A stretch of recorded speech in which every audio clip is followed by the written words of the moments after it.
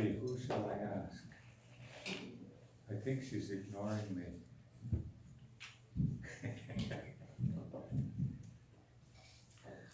So, what was your name again? Wendy. Wendy. Gusendam Taven. Gusendam Taven. What are you eating? So I was gonna make some copies. I think, did it make any copies, this one here? That has the questions in there of what, where, how, why, how much, who, and when. I can get them made. But I wanna correct something from last time, from Friday.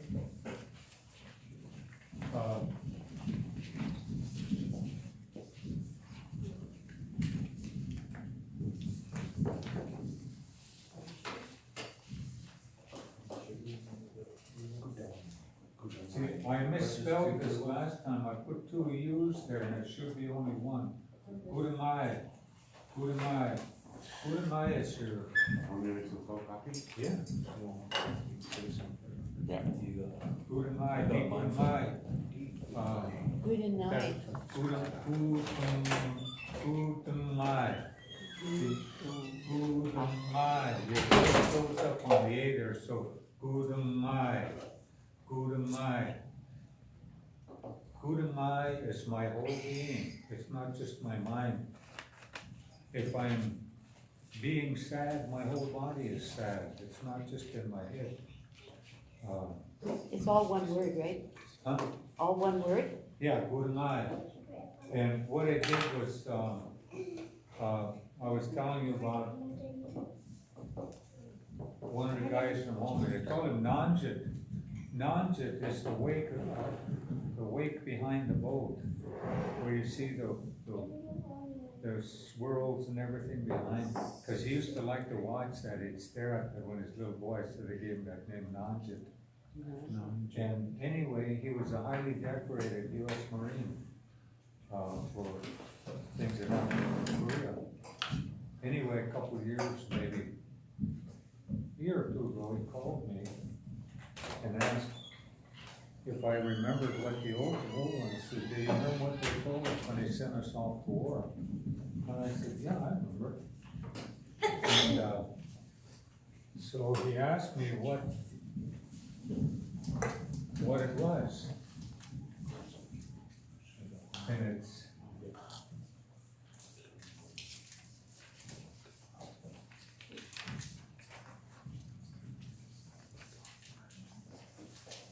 Tatska, Gudamai Tatska. That can be strength or it can be might or power. But this phrase here, Gudamai Tatska, that means keep your mind strong. Never let fear get in front of you. If you do, it will overwhelm you. Gudamai Tatska. And if somebody has suffered a death in a family, or somebody in your family is very sick, or you're feeling very down, then someone says this to you, He Gudamai Tatska. He Gudamai Tatska. That now is saying that in a way my mind is strong for you because you're standing in that position. In other words, that's unconditional support. He Gudamai Tatska Guna. He Gudamai Tatska Dwan. Can you kids say that? Let me hear you say, How the Guam. The Guam. There you go. How the Guam. You're saying, you're thanking somebody and calling them a dear person. Or it's today's Father's Day, so you'd say, How Hada. That's what a girl says, How Hada. Can you say that to your dad? And then you boys would say, How Honga. How Honga. They're saying that to your dad. That's why boys do it. But anyway, so this one here, if I change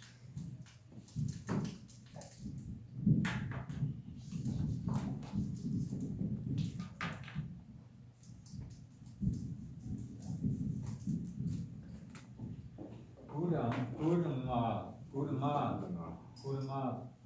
Gudama is those big purplish colored sea urchins.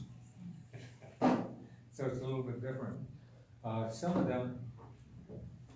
of these words too, you have to be careful in what you're saying. It's like English, you know, if you use the wrong pronunciation, you can come up with the wrong meaning as to what you're trying to say. I remember a cousin had a car, a Ford, and it was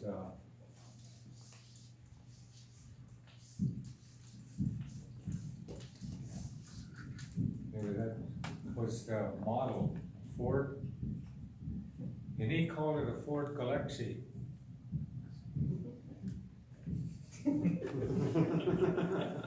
It's a galaxy.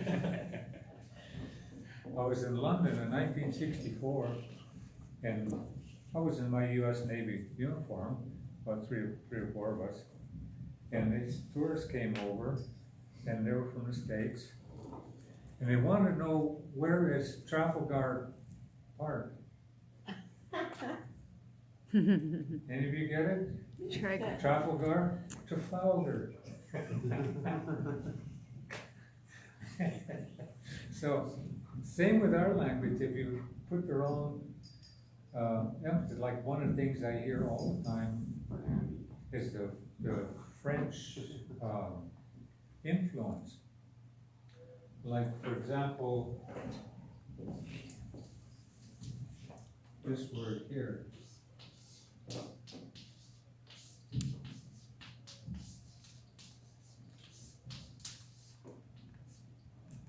So how would you pronounce that?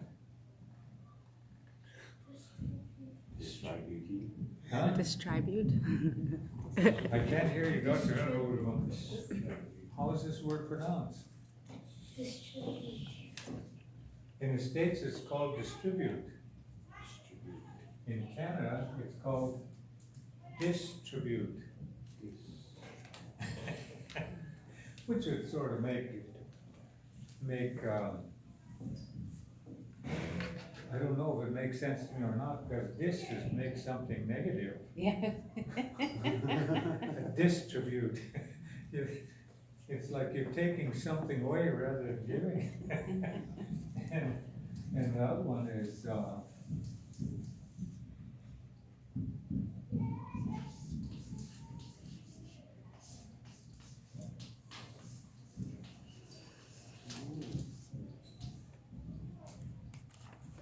again, contribute. Or is it a contribute? Very Where I suspicious. grew up saying contribute. So each area has their own, and as long as you're familiar with it, you know what they're talking about. But someone else is, what are they talking about? I was going to use, what's that word? I have a funny one. Buchanan. When I first read it, I read it Buchanan. Buchanan Road, eh? And then they all laughed. It's Buchanan, and then it sounded so white. Buchanan. Yeah, that's the way this is too. I was telling people about my grandmother. Now, Handledog, well, they call her Sly, not a Sly. She was talking to my mother. She was in her 90s, close to 100. And my mother asked, who are you talking about? She you know that bastard that lives down by your house. She says, what do you mean? You know, one of those guys never got married. Oh, bachelor, that's that. So you get, if you don't pronounce the word right, so bachelor is the word. Well, maybe I can just show you why you shouldn't try to make just direct translations. This word here, Q.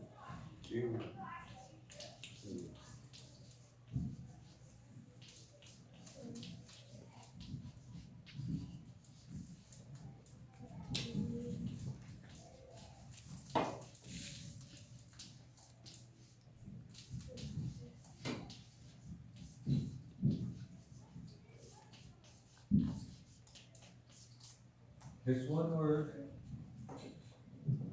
clam, the doorway, ladder, a road or a trail.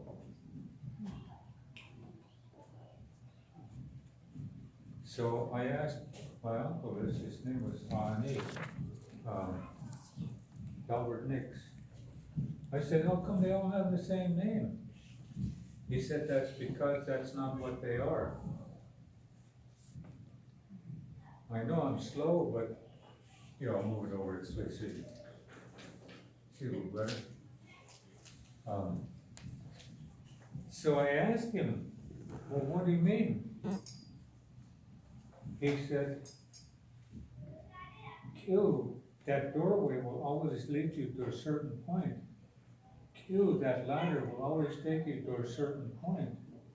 Q, that road or trail will always take you to a certain point. And then he stopped. So I asked him, what about the clam? And the look he gave me, you know, like I was defective. He said, when it squirts water, it'll lead you to a certain point. So when you go on the beach, you see that water squirt up for once in a while, that's a clam. And so this word isn't any of those things, it's a concept, meaning it'll lead you to a certain point. But there are only 4 things in this category. There's some, well, another one that I kind of like.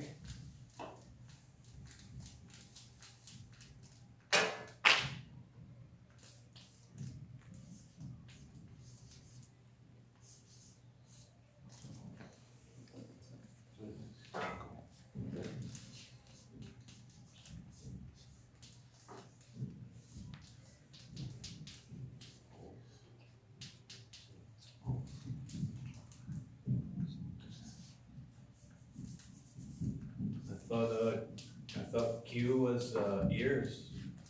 That's Q. Q is ears. This is Q. Okay. I mean, Q is your ear and Q is the other word. That's why that pinch there. Oh yeah. Q is different from.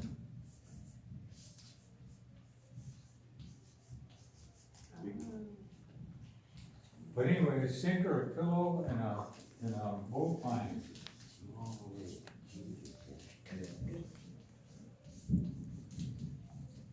It goes in the muskeg. So again,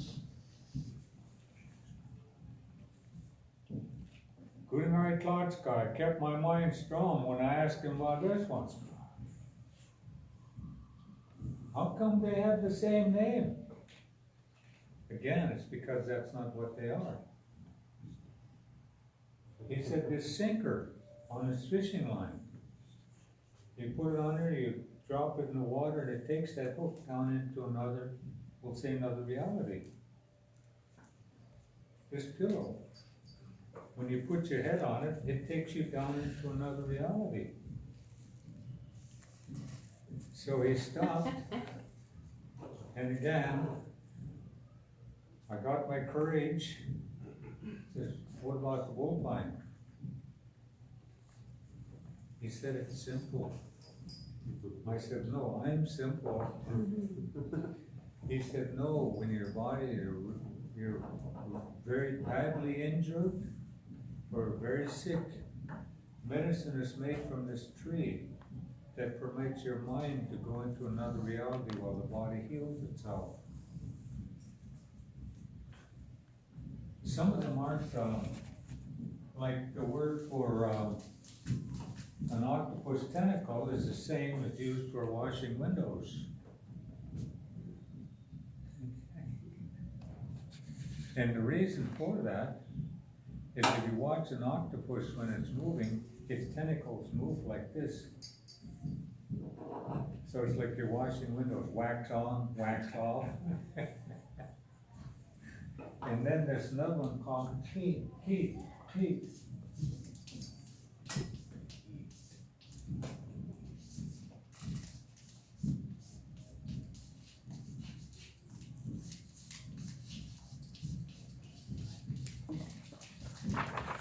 8 is a sea lion, it's also a tree.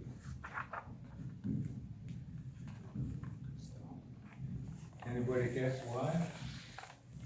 Because a sea lion's a sea mammal, and a tree ain't. Well, you'd have to be out on the ocean to be able to, even then it might not be obvious. But when you see, we'll say a herd of sea lions out in the ocean and they're basking on the surface, as they're laying on the water, I don't know why they do that. Their flippers go back and forth like this, and it's like a tree in the wind. It's going like this. At least that's what I was told. So when you try to make direct translations, it doesn't work. And if you try to translate names directly, that doesn't work either.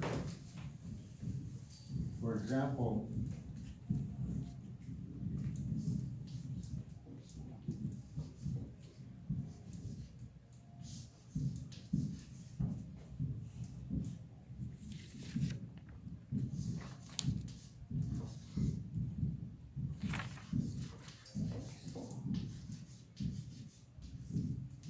this is the name I was given when I was about 3 years old. Hamas. Hamas. If you make a direct translation, Kodla means to sit down. Hamas is something ugly to look at. So a direct translation, they would call me ugly sit down. But that's not really what it is. The story is a eagle grabbed a hold of a large salmon. It was too big and it pulled it underwater. And when an eagle's legs are straight out this way, it can't release its talons. And this usually will result in eagle drowning because it can't let go. Well, this one pulled itself a little bit deeper, I guess, and let go, and managed to get ashore and got some of the water out. And it flew up and landed atop a nearby tree. And I'm not an artist, but anyway, what it is when an eagle's like that and its feathers are wet, they stick out in all directions to dry. It's real ugly to look at. That's why it's called.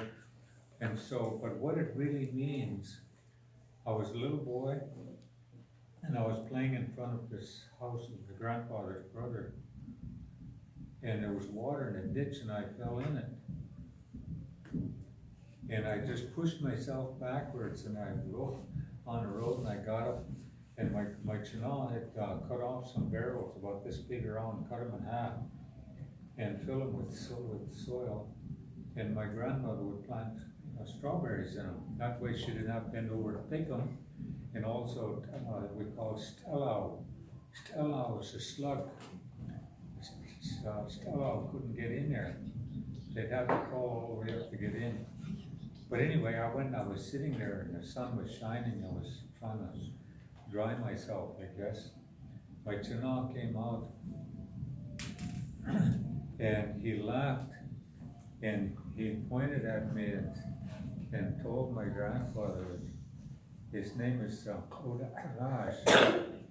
And what that is this one knows when to let go, to fly high above and observe. So that was my name until I graduated university. So when I was growing up, the old ones called me Raj. The others would just call me ugly sit down. I like that name, actually. And then when I graduated from university, I was given this name.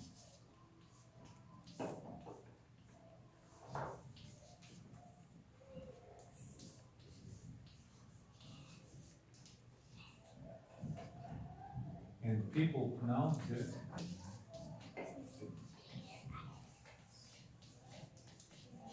Kitun. Kitun. Kitun. That's the butt of the spear. And a part of our history tells of a people we call the cloak people. The ice age had already begun, the ocean level was, things were changing. But these people were like Haidas, they were tall and fair skinned. And for those of you who don't know, if you take a look at what Captain Juan Perez wrote in 1776 when he pulled in by Langara Island, he described the average Haida male as 5 foot 10 inches tall, weighing about 240 pounds, fairer skinned than most Italian or Frenchmen. And so Haidas were big and fair skinned. Well, these people that came from the north were like Haidas, but they were totally different language, and they were wearing these cloaks made of this very heavy fur. And they saw Haidas walking the water, they call it, traveling on the ocean. And they offered, if you teach us how to walk the water, we'll teach you how to get this. So they agreed. And paleontologist or whatever kind of ornithologist describes this bear called a short-faced bear that when it stood up it was, I don't know, 15, 20 feet tall, huge bear. And that was the fur from that bear. And so they showed Haidas how to get it. The person would have a spear that was, well, I'm not used to the metric system, but about 6 meters long, about 20 feet long. He would run out and he would challenge that bear to come and fight. But he'd pick his ground. He was very, very careful about that. And he would throw rocks and whatever at it to make it charge at him. And once it charged at him, he'd set the butt of the spear in a place in the ground where he knew it would hold. And because this bear had one quirk, is when it got within striking distance of its prey, it would raise up this way and come down on it. And that's what he was waiting for. And he would guide that spear so that it went up and through here into the heart to kill it, because he wasn't strong enough to drive that spear in there, but the weight of the bear would do it. And if the butt of the spear slipped, he was lunched. And so that's where that name comes from, Kitupun. Kitupun, butt of the spear. And after the flood, we actually refer to it as the myth time. It leads to agree. That's when the tide came in fast. And when the tide went out, there was only one pole left standing, and it belonged to Kitupun. And so it was named Rock Pole.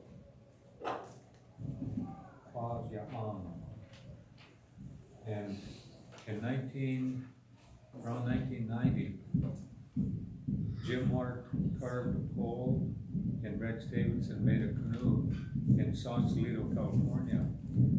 So I was asked to come down and raise the pole and do the canoe launching. So when the pole was put up, it was really kind of strange. They hadn't had any rain there for a long time in the San Francisco area. And all of a sudden it just rained like crazy, and the next day the ground was all muddy and whatever. And so people were recruited to come and carry the pole. They had doctors, lawyers, everybody out there carrying this 50-foot pole. And it was kind of muddy. And anyway, when they finally got the pole up, so what they did was they dug a ramp down to where and put the pole in there face down. And then they put a block of tackle on this tree so they could pull it up, and then they had poles with cushions on them, push it up. But they got the pole up, and I was standing next to Nani Florence, and she named the pole. She named it Rock Pole. And I leaned over to her and I said, Kitupun Inudikyan. Her face got red. Oh, I didn't know. I said, it's all right though.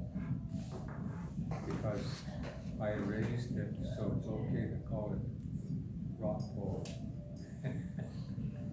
So, if they raised it in Sausalito, California, I don't know if it's still there. And then, that was when I graduated university. Then when I graduated law school, he gave me another name.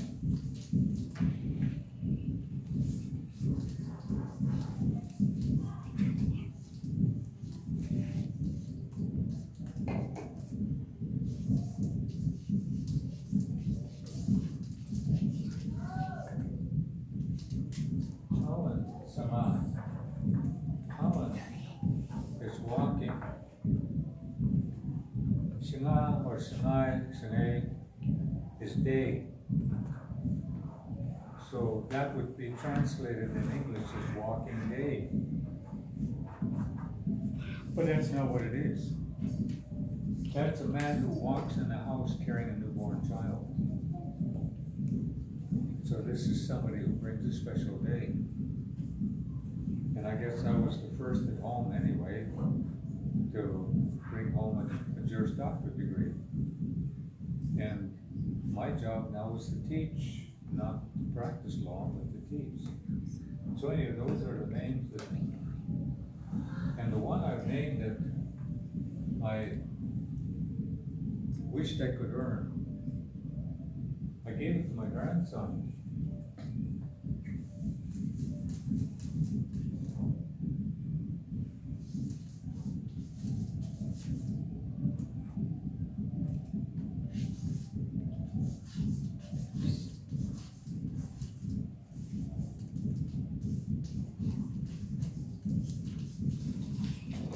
Gusal Hilans. Now, one translation is dry talk, but it really means there's medicine in his words. My grandson was 5 years old when he asked his mother, do people on different continents know there's anybody else around? He's only 5 years old when he asked that question. So, when you look at these names, and people will give you a direct translation in English, there's a story that goes with it. And because what that name does is it describes your temperament, your personality.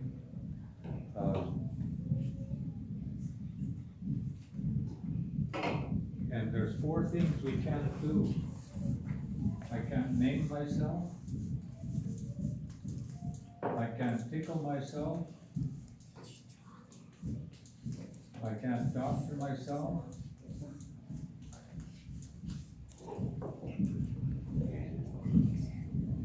Because I don't know my temperament enough to be able to describe myself.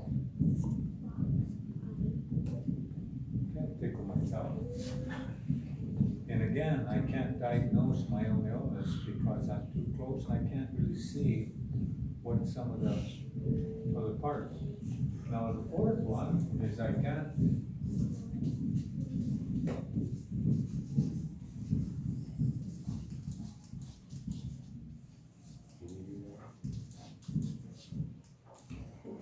lick my own elbow. Now, how many of you are going to try this one? I'm not looking. My grandson was about that age, so he did it. Short arm. Yeah. See, you gotta have some fun with this stuff, you know, because you get too serious. Oh, I thought you were pulling yourself up by your hair, but that's your pen. Yeah. So, Can't do it. so anyway, to me, when we start going through looking at translations of what's in these books, I asked my dad's brother, Claude Morrison, Kung Squeeze was his name, around the moon. We used to tease him. My nun, the one that talked about The Bachelor, I walked in her house one day and she started giggling, looking at me. I said, what's so funny? She said, you eagles have funny names. I said, like what? Oh, that nice, ugly, sit down. I said, well, what about my uncle? Kung Space goes crazy when the moon is full. And, or Young, show off with nothing to show. That's a good name, that's my brother's name. And what's his name? Young, the young guy from Alaska, one of my nephews. I forget which one they are. But anyway, he was given that name. Young. Young is a person that has so many attributes he doesn't have to boast, something like that. Anyway, it's just the opposite of saying show off with nothing to show. And so we would tease each other about this. Kundagoyas, Frank Natcombe Sr. But when the Spaniards first came in the 1500s, I didn't know that they came that early, but I was traveling on a plane going to San Francisco, I think it was, and I sat next to this guy who was doing research at the museum or something in Seville in Spain. And he said he ran across these journals of these secret voyages. And apparently the Spaniards were up in our country in the 1500s, and most of the people they came in contact with died, but it was from the common cold. They had this coughing and sneezing sickness, and we have no immunity whatsoever to it, and it's a very, very powerful virus. And so a lot of us northern Haidas died off from that. And that was What, smallpox? no, it was the common cold. This is 100 years or so before the other epidemics down here. But one of the things they gave the chief there, it's a gun called a blunderbuss.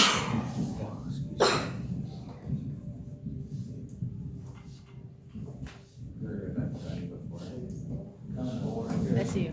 Anyway, the barrel on this blunderbuss looked like a trumpet.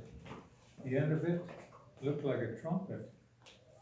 It was one of the early, it was used in the 1500s.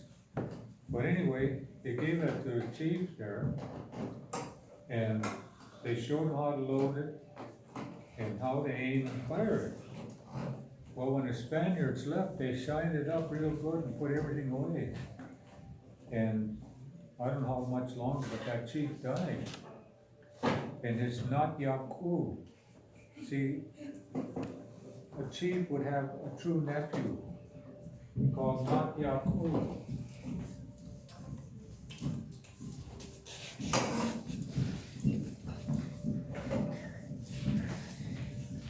Nat Yaku is the true nephew. This is the one that sits back to back with a chief. When you're traveling on a canoe, everybody's facing forward except that nephew. He sits with his back to his uncle, and he tells him everything that's coming from behind him, whether it's a threat, big wave, whatever, or land features. So when you turn around to go back the other way, you know what it looks like. And so there was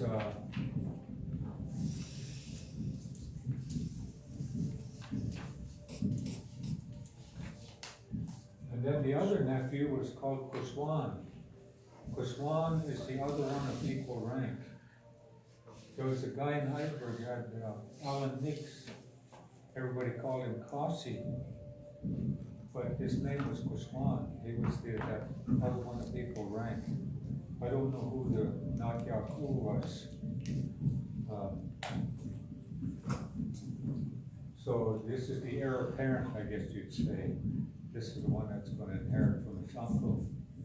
And Kuswan, if something happened to this one, it'd go to this one. Kuswan. So when you start looking at, some of them were names, some of them were titles, or their responsibilities. I know I'm wandering all over the place, but to me our language is more than just words on and sentences. It's our whole history. It's the whole picture of who we are. And I don't know of any of the other language classes where anybody even talks about these things. It's even like with our families. I wrote out a whole bunch of these things and I put it on Facebook one time about who's my mother.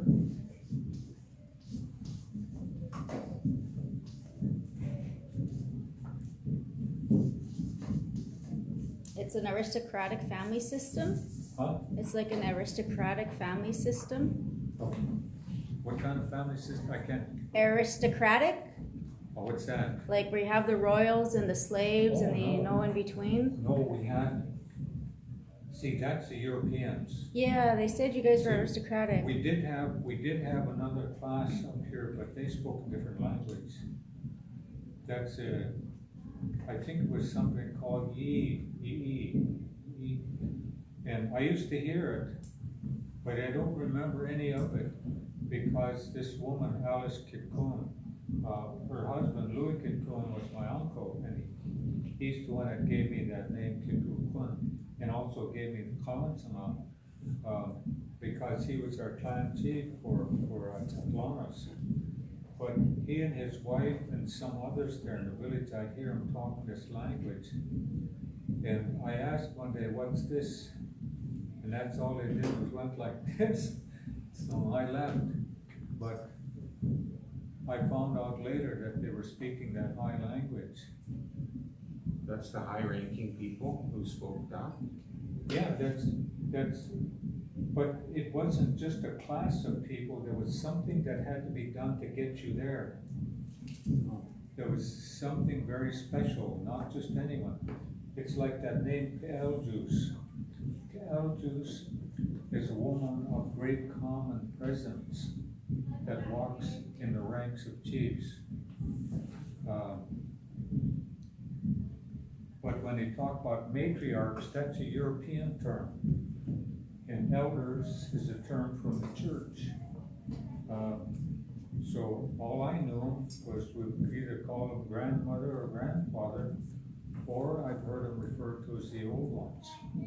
But then the old ones were a separate class because these were the history keepers, the ones who remember everything that happened way over there.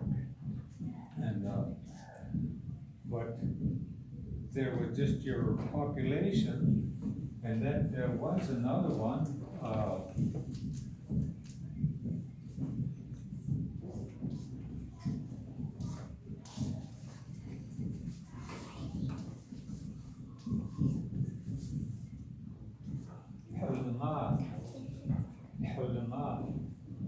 That's a person with no family.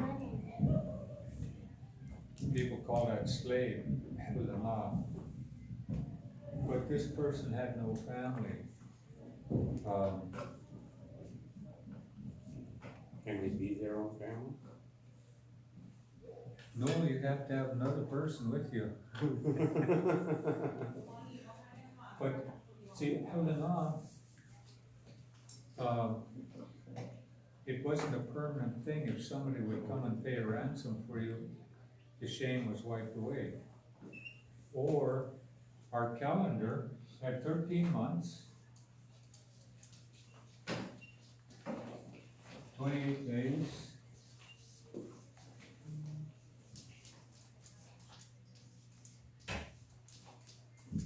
364 days. So there was one day left over. And on that day, it says, Hulama could receive, I'll just say, a heaven-born spouse, a star woman.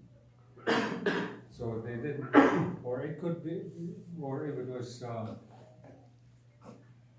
was a woman, she could, that meant that this person could marry someone who was not slave.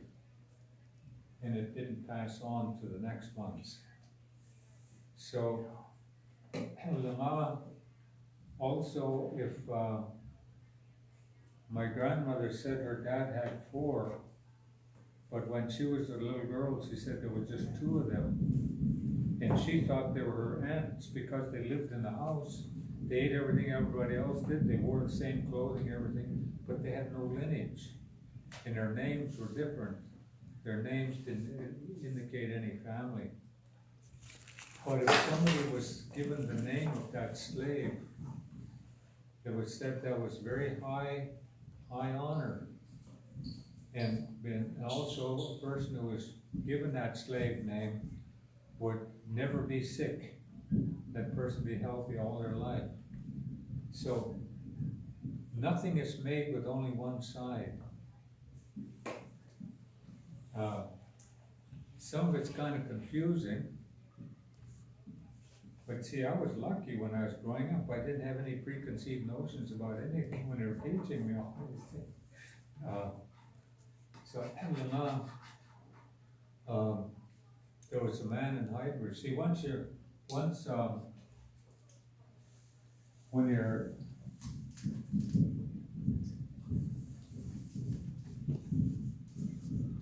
I think I'll have to look it up. The word was born. Is that right? This baby.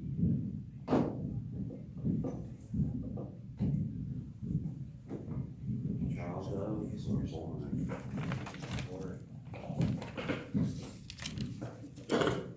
Hi, but to be honest, but anyway, this word here, hi. So when we sing happy birthday, we sing Kai Samayu Da'ijam. Kai Samayu Da'ij. Kai means to be born, but it's also the same word for being adopted. So in this term, what it really means is now you've emerged as human. So, yeah. And once that happens, when you get adopted, when you get adopted, once that happens, there's no difference between you and these guys, is there? Because nowadays, Haidas are... Well, see, sometimes my dad's sister Esther and their cousin, they were very close, Helen Sanderson, they were always teasing and whatting at each other. And one day she said to Esther, God, you better quit adopting her people. Pretty soon we're going to have a van full of cab drivers and bartenders.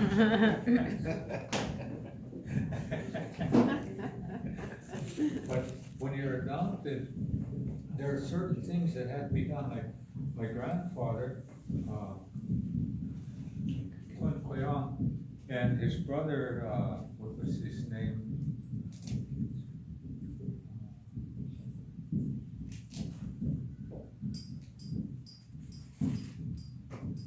Anyway, that's Dorothy Grant's grandfather, Edward Morrison, and there was another one named John, and another one that lived in Seattle. I think his name was James. And then Louis Kikkun's mother and my grandfather's mother were sisters, so he was their younger brother. But they got together and they talked about it, and then they adopted my mother. But before that, she spent about a year with my grandmother's brother learning our history. And then when they got together, it was decided she'd be a very important addition to the family. And also, my mother wasn't born Haida, she was Cherokee. So by adopting her as Haida, was now guaranteeing that her children would be raised Haida. And so when after they adopted her, this was done in the house because in 1941, down there, these things were against the law. So they adopted her and gave her their mother's name, Chayang. But Chayang is a Tlingit name because Chayang was half Tlingit. Her father was Tlingit and her mother was Haida. but she was given a Tlingit name. But Chayam in Tlingit means the firstborn. And so my mother was given that name. And then I was given my grandfather's Tlingit name, Yikshan. Yikshan is, there's a place called Gut Bay on Baranof Island. And it says there was a pole standing there. And one day a raven was flying, circling around it. And the pole fell, landed on the beach on its side. And a raven fell out of the sky and landed on the beach facing that pole. So this is the raven that'll fly until the last pole falls. It's an old raven, so I was given my grandfather's name, I think it name.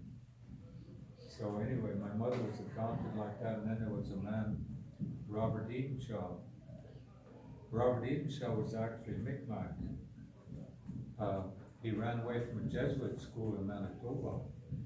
He didn't even have a name, he had a number. And somewhere or other he ended up in Victoria. He was about 17 years old. And the Haida canoes were leaving, and they said he was standing there on the beach, really all alone, dejected, didn't know what to do. And I don't remember which one of the Edenshaws, maybe it was Charles Edenshaw, pointed at him with his hand like this. You want to go with us? Put his head down and says, yes. Do you agree to be a slave? So they brought him to Masset, and then not too long after that they went to Pinquan, where my grandmother was born, for potlatch. And while they were there, they started fooling around with this woman, and her brother's name was Slagol, father of the spoon, but in English they called him Jimmy Spoon. As soon as they saw that he was getting too close, they called him in, the Edenshaws called him in, because they knew that's going to be a killing. So they held a special ceremony and adopted him, and gave him a chief's name, Cuckoo. And that's where the name Kogo comes from, is Cuckoo.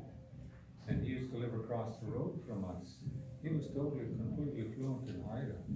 And at New Year's Eve, there was sort of a custom there in the village was to recite Bible verses on New Year's Eve. And he would do it in Latin.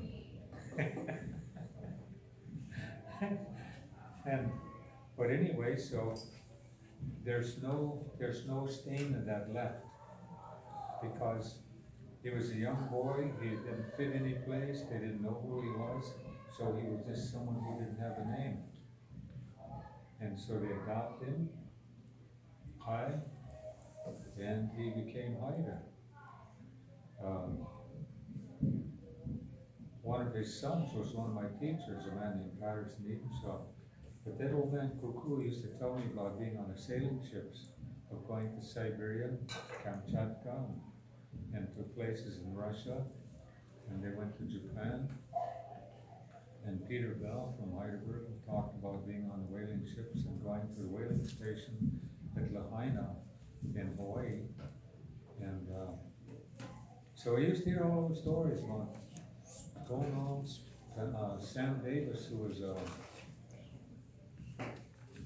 lay minister, had lived in Japan. So Levi's mom's not Haida, so can he get adopted into my clan, or does he have to get adopted into Raven clan? Well, what they did with my mother is usually, see, my father was Raven, and his father, we'll say grandfather, is Eagle, and his mother over here is Raven. And so Dad had to marry an Eagle. So she was adopted by my dad's father. And that's usually how it went, is it'd be your father's crest. And if your father wasn't Haida, then you'd go to the next grandfather. Or, yeah. How is it? Or, yeah, the next My generation. mom's of dad, people. or So somehow or other, you have to be separated by one generation. That was what it was. Like, for example, my dad's Raven, his sisters are Raven. I can't marry his sister, but I can marry his sister's daughter. Because we're separated by that one generation. And that's what I started right up there was that, we'll get into it more about, how those relationships work. My mother and her biological sisters, I would call my mother. And all of the women of my mother's generation that were two-headed eagles, I would also call mother. And all the children of all those women were my brothers and sisters, and the brothers of all those women are my uncles.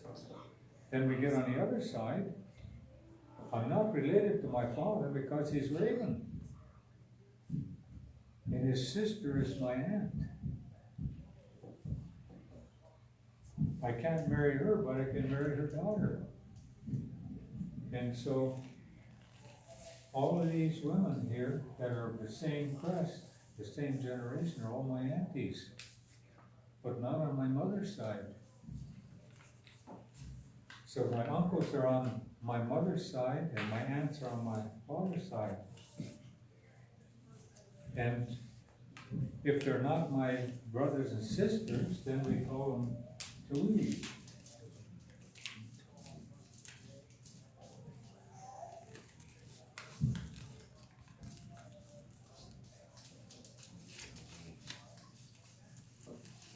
He told them. Tui means that we're so closely related we can joke with each other real hard and we can't get mad.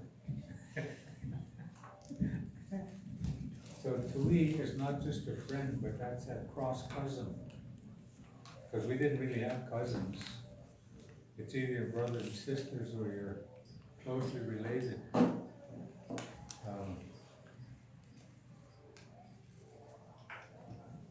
I hope you're confused. Yeah. But yeah, not really. But yeah, it's like your dad's side is like the extended family and your mom's side is the closer whole family. Yeah. See, and then in the house, if my dad is the house chief, I don't really have to listen to him because he's Raven, I'm Eagle. He can't be chief over an eagle. Wow. And my mother, he couldn't boss her around either. That's dynamic. So what they did, it's called matrilocal. That means if I've got, say, 5 daughters, when my daughter's married, the husband comes to the home of the bride. So they come to live in my house, now I've got an eagle to boss around. And so the more daughters I have, the more son-in-laws I have in my house, and the fruits of their labor all accrue to my house. So the more daughters I have, the more wealthy my house is, which is the opposite from the European one. Used to be that way. And some of it, is kind of confusing. Say I have reached a position of now I'm going to have a house. But I didn't pay for it. My wife's family would. They would raise money, borrow stuff, raise the wealth needed. And when the workers start working, my wife's family would feed them and will pay them until the house is built. Then when we named the house, I named the house. That's my house now, not hers. But I'm not the boss. My authority ends at the door. But even then, we joke about it, but seriously, It was said that a man did have a little bit of authority over his wife, but he would never, especially in public, assert that authority, because that was a shameful thing to do. Because my courage, my statures determine how tall I am, not how small I make somebody else look. So if I'm trying to assert authority over my wife, I'm trying to make her look smaller. But it works the other way around, and today it doesn't work so well. When my wife divorced me, the first one, I just signed over the house. The second wife divorced me, and they wanted to talk about property settlement. I told a lawyer, I said, you sit down and shut the hell up, because this way it's gonna be. She gets everything.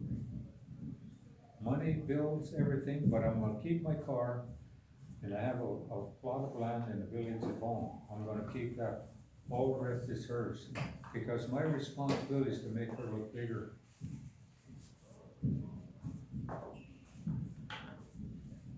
This was the way in which even like there were no widows living in the village living alone unless they chose to.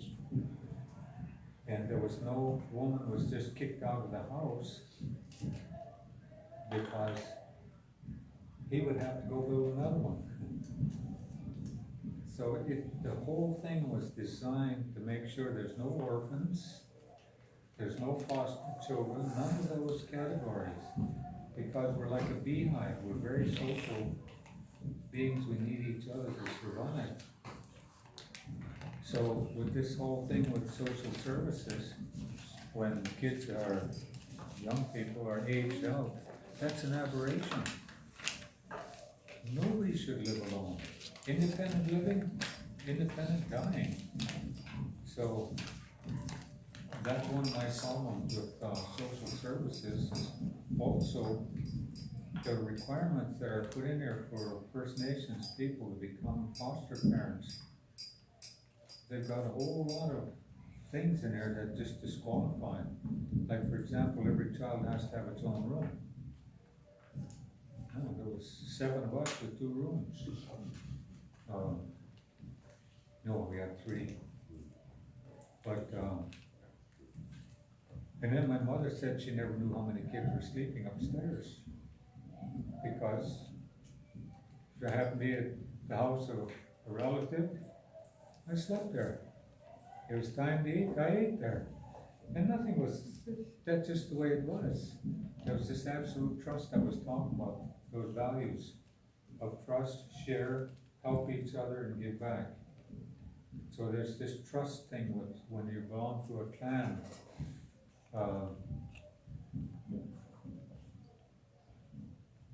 You know, one of the things I was reading about in one of those European description of Haidas, and I put it on Facebook, that we didn't have a concept of a national government. But if you harm one Haida, you're going to outfight all of them. And that's how we were raised at home. I don't know how if it was like that here, but there were 10 of us at that school in Sitka, and there was a lot more Tlingits, a lot more everybody. But if they were picking on you and I didn't like you, it doesn't matter. I put on with you. That's just the way it was. If somebody's, you're my sister and they're picking on you, I don't care if he's bigger than I am. That's my responsibility. Be kind and gentle to the weaker ones and to our sisters. That was, see, to become a man, we had to learn from water. Water is the most powerful of all my relatives, yet the most humble. It always seeks the lowest point. Water always travels with a song. If there's an opening to be found or an obstacle to get around, the water will find it. When water's making noise, be aware, because that's when it's demonstrating its power. So if I'm to become a man, I have to have my own song. And what that really means is that I'm so in tune with life that I can see the rhythm of, say, the universe, and be able to fit myself into it. It's sort of like this double Dutch jump rope. You can't just walk into it. You've gotta know the rhythm to be able to fit into it. And if you can't fit into that, you don't belong anyplace. So I have to have my own song. I have to be kind and gentle to the weaker ones and to my sisters. I have to be ever seeking. And when I'm facing an opponent, if I'm quiet still like that water, that one will know not to cause this one to make noise, because that one might not survive. And what we were taught was how to hold our ground. Somebody comes up and starts pushing me, I don't push back. I lean back, or I step back. And they said fighting is a ceremony in which you have to have 4 things. First one is fear. Maybe it's just a heightened sense of awareness. If you're gonna make a speech and you feel afraid inside, that's good, because now you can feel your audience. You have this heightened sense of awareness. The second thing is you gotta have your eyes wide open, so you know what you're getting into. The third thing you have to have is knowledge. Knowledge of how to do what it is you're about to do. And the fourth thing is the absolute conviction that the course of action I'm about to engage in is the correct course of action. So to make sure, I step back. And as a signal to the other one, now you can walk away with honor because I stepped back first. But if he steps forward, it says the ceremony will begin. And it'll continue until it's completed or there's nobody left to finish it. But that's how we were taught. So you didn't go around being tough. See guys walking around, you know, being tough. I am like, what's there? Richard Dreyfuss and Richard Pryor in prison. I'm bad, I'm bad, I'm bad. Trying to put up this facade of being tough guys. And so that's what that prayer is all about too. The strength to be kind enough to be strong enough to be kind. The courage to be tall enough to not be small. A clear vision to see where I've been, because I'm responsible for what I do and say. The guidance to take me where I'm going, because I don't know this road of life. So I live my life knowing that I'm not in control. And then the final part of it is the protection I need on this journey, and ask for protection from 7 directions. From that which may come from in front of me, or may come from behind me, may come from my left or my right, it may come from above, it may come from below, or it may come from inside. And we say, thank you for making me human, born of a woman. Now it's complete. Die heart was human. And then my grandmother told me, when you want people to know how serious something is, you say in a light voice or joking voice, my spirit says so too. Die heart was human. I think we can stop and ask questions. See, Todd just shakes his fist at me when he wants me to stop. No, No, he does the octopus thing. I just looked at my phone. I get teary. Yeah, well, next week, Woody and I will be